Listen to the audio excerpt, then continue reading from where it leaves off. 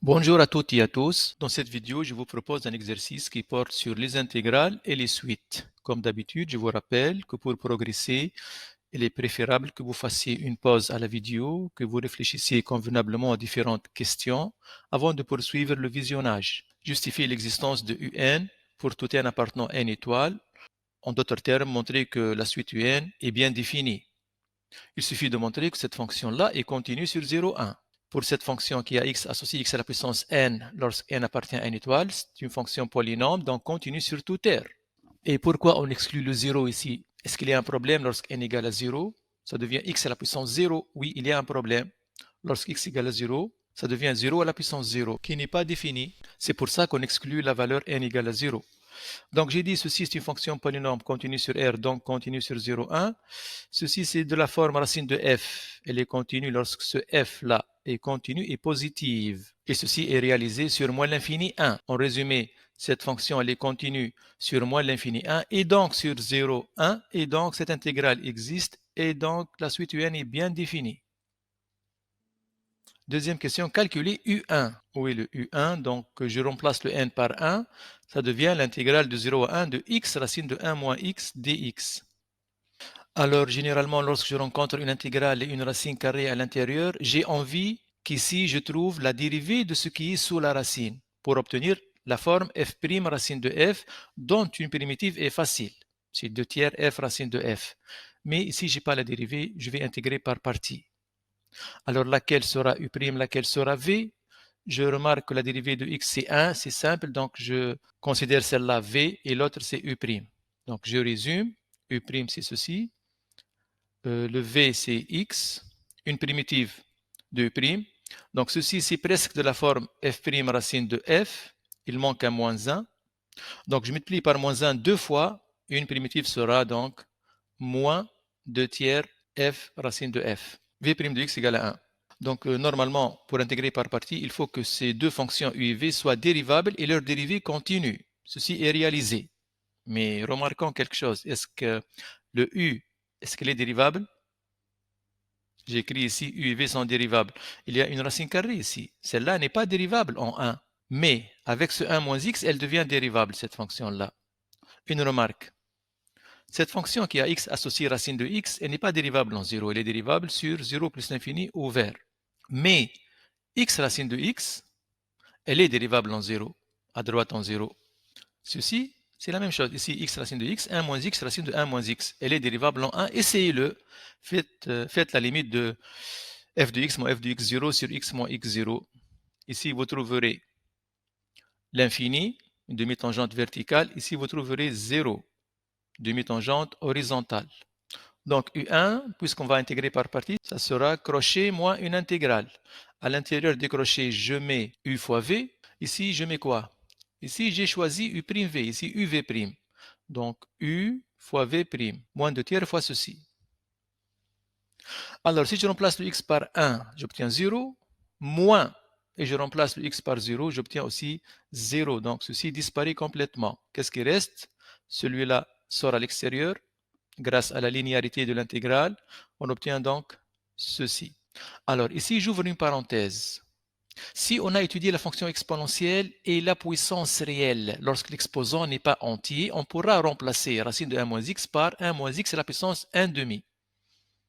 Alors 1 moins x fois 1 moins x à la puissance 1 demi, ça fait 1 moins x à la puissance 3 demi. C'est presque de la forme f à la puissance r fois f'. Il manque un moins 1. Je multiplie par moins 1 deux fois. Et maintenant, une primitive, c'est facile. Ceci, c'est de la forme f à la puissance r fois f', donc 1 sur r plus 1 fois f à la puissance r plus 1. Mais ici, il y a un problème. C'est quoi le problème? Cette écriture, une puissance qui n'est pas entière, n'est valable que si ce réel est strictement positif. Mais sur cet intervalle-là, il n'est pas strictement positif, ce réel-là, car il peut être nul lorsque x égale à 1. Si au lieu de 1, on avait par exemple un demi, oui, cette méthode-là, elle est correcte et on peut l'adopter. D'accord? Alors maintenant, je vais choisir donc un autre chemin. Donc ici, je vais développer. Ça devient racine de 1 moins x moins x racine de 1 moins x. Maintenant, grâce à la linéarité de l'intégrale, cette intégrale devient deux intégrales. L'intégrale de cette fonction moins l'intégrale de celle-là. Mais c'est quoi l'intégrale de x racine de 1 moins x? L'intégrale de x racine de 1 moins x, c'est u1. Donc, moins 2 tiers u1. Alors maintenant, je vais multiplier par 3 à gauche et à droite pour éliminer ce dénominateur. Ici, il y aura 3 u1. Ceci deviendra moins 2 u1. Je rassemble les u1 à gauche. Ici, il n'y a plus de 3 puisque j'ai multiplié par 3 à gauche et à droite. Il ne reste que 2 fois cette intégrale. C'est presque de la forme racine de f fois f'. Il manque un moins 1. Je multiplie par moins 1 deux fois. Alors maintenant, ça devient moins 2. Une primitive de ceci, c'est quoi? C'est de la forme f' racine de f. Donc 2 tiers f racine de f. 2 tiers f racine de f. Alors pour x égale à 1, ceci est nul. Moins, et je remplace le x par 0. Ça devient moins 2 tiers. Moins 2 fois moins 2 tiers. Ce qui me donne u1 égale à 4 quinzièmes. Question suivante. Montrer que un est décroissante et minorée par 0. Donc, je dois calculer la différence un plus 1 moins un. C'est quoi un plus 1? Un plus 1. Je remplace le n par n plus 1. Ça devient l'intégrale de 0 à 1, xn plus 1 racine de 1 moins x dx. Voilà, moins un. Alors, ces deux intégrales deviennent une seule intégrale grâce à la linéarité de l'intégrale. Et je mets la racine de 1 moins x en facteur. Ça me donne ceci. Je factorise cette expression-là, je mets le xn en facteur. Voilà. Alors, il m'a dit montrer que n est décroissante, donc je m'attends à ce que cette différence soit négative. Quel est le signe de cette fonction? X, il est positif, donc à la puissance n, il est positif. Cette expression-là, elle est négative entre 0 et 1. Celle-là, elle est positive. Donc, une fonction qui est négative, et les bornes sont dans l'ordre croissant, me donne un résultat qui est négatif. Donc, vous avez cette fonction-là, elle est négative, et les bornes sont dans l'ordre croissant. Ceci entraîne que un est décroissante. Alors, pourquoi elle est minorée par 0? Que veut dire un est minorée par 0? C'est-à-dire un est positive. Donc, il suffit de montrer que cette fonction-là, elle est positive. Ce xn, il est positif lorsque x entre 0 et 1, de même pour racine de 1 moins x. Les bornes sont dans l'ordre croissant, donc tout ça, c'est positif. Question suivante. Montrer que pour tout n supérieur ou égal à 2, la fonction fn admet un maximum relatif que l'on précisera. Les maximums relatifs et les extrémums relatifs, en général, on les trouve grâce au tableau de variation et donc à la dérivée. Donc je dérive. Est-ce qu'elle est dérivable fn? Alors fn de x c'est xn racine de 1 moins x. Pour la dérivabilité, elle n'est pas dérivable lorsque si s'annule, c'est-à-dire lorsque x égale à 1. Donc dérivable sur 0, 1 ouvert. Je calcule la dérivée, donc c'est de la forme f fois g. Donc la dérivée c'est f'g plus fg'.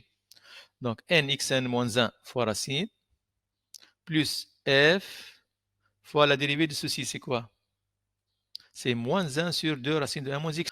Alors j'arrange tout ça et j'obtiens ceci. Ceci c'est fn' de x. Donc on dresse le tableau de variation, mais avant de le dresser, où est-ce qu'elle s'annule fn'? Quel est son signe? Ceci est toujours positif. xn-1 est toujours positif. Ceci est de la forme ax plus b. Alors je mets le x, le signe de fn', la variation de fn. Le x il est entre 0 et 1. La valeur qui annule ce binôme de premier degré est 2n sur 2n plus 1. Et le signe de fn' est le signe de ce binôme de premier degré. Donc à droite, signe de a. Voilà le a, il est négatif, positif. Fn croît à partir de fn de 0, c'est 0. Elle croît jusqu'à fn de ce réel, puis décroît jusqu'à fn de 1 qui est 0. Alors calculons cette valeur-là. La voilà. Il est clair que d'après le tableau de variation, fn admet un maximum relatif, on dit aussi local, qui est égal à cette valeur-là. On déduit que un converge vers 0. À partir du tableau de variation, on peut déduire que fn est supérieur ou égal à 0, inférieur ou égal à cette valeur. J'applique l'intégrale aux trois membres. On parle de croissance de l'intégrale. L'intégrale à chaque membre. Ceci c'est 0. Ceci c'est un. 0, un. Et ceci c'est une constante. Elle sort à l'extérieur. Et il reste l'intégrale de 0 à 1 de 1 fois dx. Donc ceci est une primitive de 1, c'est x. X évalue entre 0 et 1, ça me donne 1. Ceci c'est égal à 1. Voilà ce qui reste. Donc, il me dit montrer que un converge vers 0. Il suffit de montrer que ce terme-là tend vers 0. C'est quoi la limite? Alors en général, lorsque vous avez un exposant qui lui-même tend vers une valeur, il faut penser à la fonction exponentielle. Donc cette question-là nécessite la connaissance de la fonction exponentielle et de la puissance réelle. Alors on va remplacer ceci par quoi? Exponentielle n ln de ceci. Alors, c'est quoi la limite? Lorsque n tend vers plus l'infini, je peux considérer celle-là comme fonction rationnelle. Je regarde le plus haut degré, 2n sur 2n, ça fait 1, ln de 1, 0, multiplié par quelque chose qui tend vers plus l'infini, forme indéterminée. Mais ceci, regardez, si on avait 2n plus 1 sur 2n, ça va me donner 1 plus 1 sur 2n. Ceci me rappelle cette limite-là. ln de 1 plus t sur t. Je vais appliquer ln de a sur b égale moins ln de b sur a. J'ai remplacé ceci par moins ln de ceci. Égale. Limite. Alors maintenant, regardez. 2n sur 2n, c'est 1. 1 sur 2n, c'est le t. Donc je dois le faire apparaître ici. Multiplié par n peut être transformé en division. Divisé par 1 sur n. Alors je me rapproche de cette forme. Mais il faut le même t ici. 1 sur 2n, je vais mettre un 2 à côté de ce n. Mais lorsque tu mets un 2 ici, tu dois mettre un 2 ici, à côté du 1, ou bien ici, c'est la même chose. Alors maintenant, ceci est de la forme ln de 1 plus t sur t, et le t tend vers quoi le t?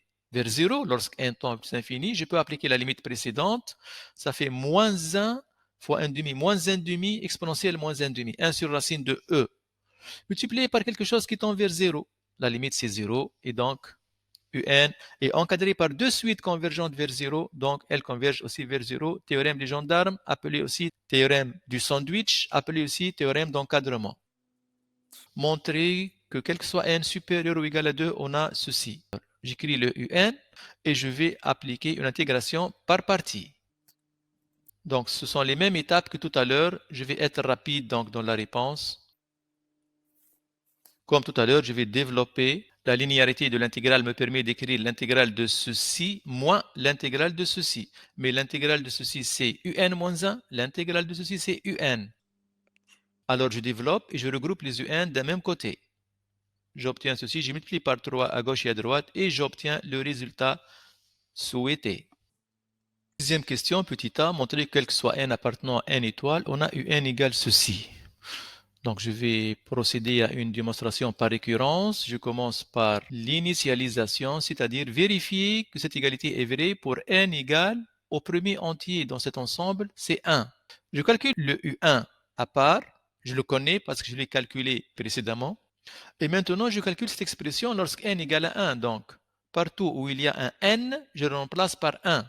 Alors, ceci, c'est égal aussi 4 sur 15. Donc, cette égalité est vraie pour n égale à 1. Alors maintenant, l'hérédité. Est-ce qu'elle a un caractère héréditaire, cette égalité-là? Supposons qu'elle est vraie à un rang P non nul. C'est-à-dire quoi? Je suppose que UP égale, et je remplace le n par P. Montrons qu'elle est vraie au rang suivant, c'est-à-dire au rang P plus 1. Donc, c'est-à-dire quoi? Montrons que UP plus 1 et je remplace le n par P plus 1. Donc, je suppose ceci, je dois montrer cela. Attention, pour démontrer cette égalité, ne me dites pas je vais remplacer le P par P plus 1. Ici, cette égalité est vraie à un rang fixé donné P. Ce n'est pas pour tout P. Mais on va donc demander de l'aide de la question 5 où on a montré cette égalité-là. Cette égalité relie le UN avec le UN moins 1. Donc si j'écris cette égalité en remplaçant le N par P plus 1, j'obtiens 2 fois P plus 1, c'est-à-dire 2P plus 5, ça devient 2P plus 5 fois UP plus 1. Et je remplace le N par P plus 1 une autre fois. Je tire le UP plus 1. Maintenant, je remplace le UP par quoi? Ma supposition, où est-elle? La voilà. Je remplace le UP par cette expression. Alors, où est-ce que je veux arriver, moi? Je veux arriver à cette expression-là. Qu'est-ce qu'il y a au dénominateur? 2p plus 5 factoriel. Mais ici, qu'est-ce que j'ai? 2p plus 5 fois 2p plus 3 factoriel. Qu'est-ce qui manque? Il manque le 2p plus 4.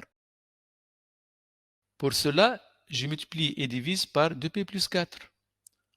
Et on obtiendra au dénominateur 2p plus 5 fois 2p plus 4 fois 2p plus 3 factoriel, c'est-à-dire 2p plus 5 factoriel. Et au numérateur, qu'est-ce que je dois trouver au numérateur? 2 à la puissance 2p plus 4. Mais ici, je n'ai que 2p plus 2. Donc, je mets 2 en facteur ici et 2 en facteur ici. Et j'obtiens le résultat voulu. Donc, la conclusion, l'égalité est vraie pour tout n supérieur ou égal à 1. Et dernière question, on déduire une valeur approchée de cette intégrale.